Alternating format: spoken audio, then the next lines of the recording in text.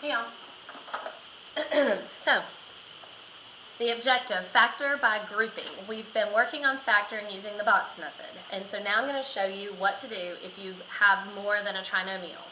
If you have a polynomial with 4 terms, you can't use the box method. So I'm going to show you what's called factoring by grouping. So the first thing is you look for a GCF. If you have a GCF, you pull the GCF out and then you continue. Hang on.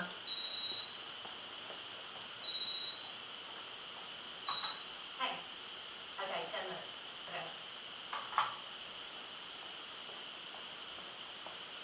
Okay, sorry. You pull the GCF out, and then you're going to, this is for polynomials, it's not the box method, and here's what we're going to do. We're going to break it down into 2 groups, then you're going to find the GCF. And when I say the 2 parts, I'm talking about parentheses.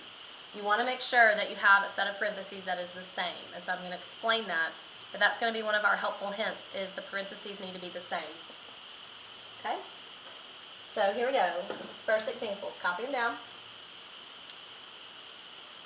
Factor by grouping. So here's the first one. 2x to the third minus 4x squared plus 3x minus 6. This is a polynomial. It's more than a trinomial, so I can't use the box method. And I've looked, and I don't have a GCF for the whole thing. This one doesn't have an x. These 2 will go into them. These 2, 3 will go into them. So we're going to use grouping, meaning, see the blue, I've grouped these first 2 terms together, and I've grouped these 2 terms together. Once you group the first 2 terms together, then you pull out the GCF. So between 2x cubed and 4x squared, I've pulled out the GCF of 2x to the 2nd power. Because I've pulled that out as my GCF, what are my leftovers? I have x, and then I have 2. Because if you were to divide, 2 divided by 2 is 1, 4 divided by 2 is 2. So now I have x minus 2. When I say that you want your parentheses to be the same, this is my hint. I know that my next set of parentheses should look like x minus 2. That's going to help guide me when I pull out my GCF. I need that purple. Okay. So, I'm going to come over here, and I know that I'm looking for x minus 2 because I want these 2 parentheses to be the same. Now I need to pull out my GCF from here. So if I'm left over with x minus 2, what did I pull out as my GCF? Well, you can just divide. 6 divided by 2 is 3. 3 divided by 1 is 3. So I must have pulled out a 3. Did I pull out a positive 3 or a negative 3? Well, if I'm trying to multiply, 3 times x is 3x. 3 times negative 2 is negative 6. So I must have pulled out just a positive 3. That's the hardest part, is figuring out what your GCF is. Now, I'm going to rewrite it using my parentheses. You see I have an x minus 2. Then my other parentheses is going to be the front part. 2x squared plus 3. And now I have factored it. So again, by grouping means you're going to group them together, the polynomial, pull out a GCF, and then you have your factors, because these are factors of this polynomial. Let's do another example. 8x cubed plus 20x squared minus 2x minus 5. So I've looked, I don't have a GCF, so I'm going to group them. And I've already done this first one. Between 8x to the third and 20x squared, they have a 4x squared in common. 8 divided by 4 is 2, and then you see we have an x left over. 20 divided by 4 is 5, and this is x squared and this is x squared, so I don't need any x's. Here, the key is I want this parentheses to be the same, so I know I need to factor out something, so I have a 2x plus 5. The only way for grouping to work is if your 2 parentheses are the same.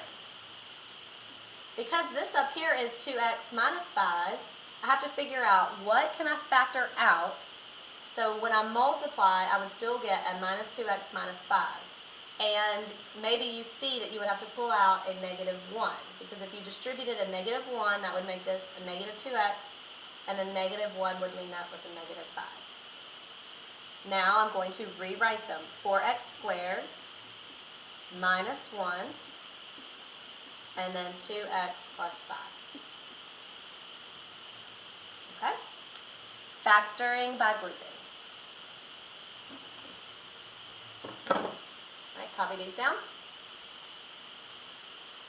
So now I'm going to show you from the very beginning.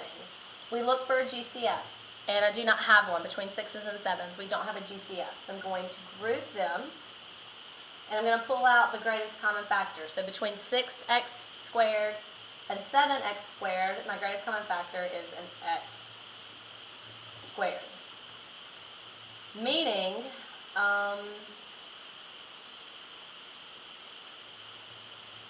this is supposed to be an x cubed.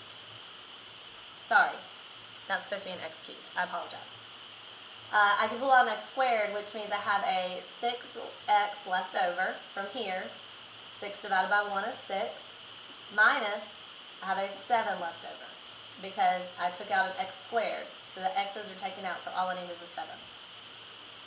I know that I want my parentheses to be the same because that's the way that grouping works. So I need to figure out what am I going to take out to make this equal here. Well, if you notice, it's the same. So in this example, because it's the same, all I need to do is factor out a 1. Because 1 times 6x is 6x, 1 times negative 7 is negative 7.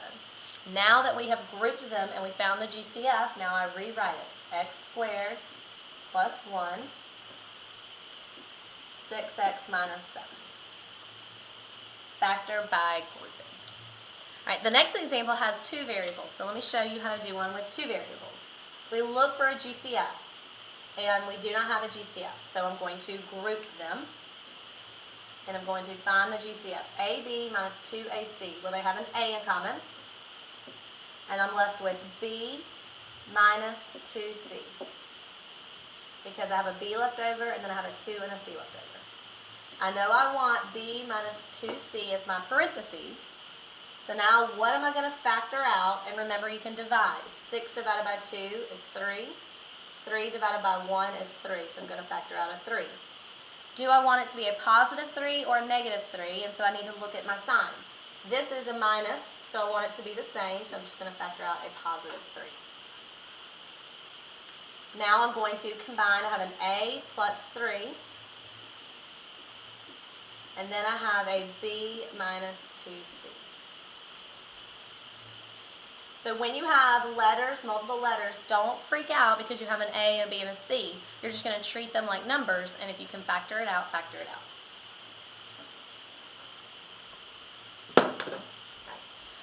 out. Copy these down. Okay, I want you to try E. Pause it. You try E. And then press play when you're ready to see the answer. All right, I'm going to go fast. When I group, I can pull out an x squared, and I'm left with 2x plus 7. And I know I want 2x plus 7, and that is the same thing, so I'm going to factor out a positive 1. I'm going to rewrite this as x squared plus 1, 2x plus 7. So that is your answer. F. Let's do this one together because, again, we have variables. If you notice, these two things are like terms, which means you could add them together. I'm going to show you, though,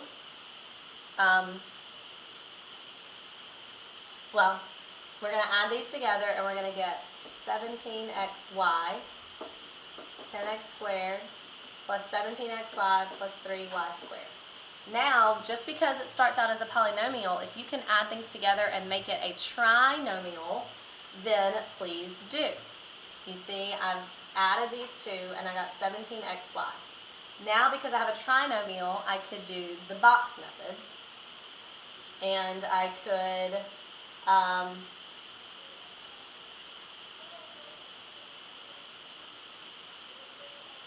well, we'll just do the box method together, okay? So come down here, and I'm going to do the box method. Put my first term here, 10x squared, and my last term, 3y squared. I need to multiply 10 times 3, and I get 30. And then I want something to add to be 17. So you have to think, what two terms, if you multiplied them to be 30, and they would add to be 17, be 15 and 2, which is funny enough because that's what we had right there. 15xy and 2xy. Then you would factor out the GCF between each of these, and here, and then you would continue on. So you've finished this one, and we will go over this one in class if you can pull out the GCF and factor but the box method. But the rest of these were done by grouping, and then if you see one that you can combine like terms, go ahead and then it'll reduce it to a trinomial.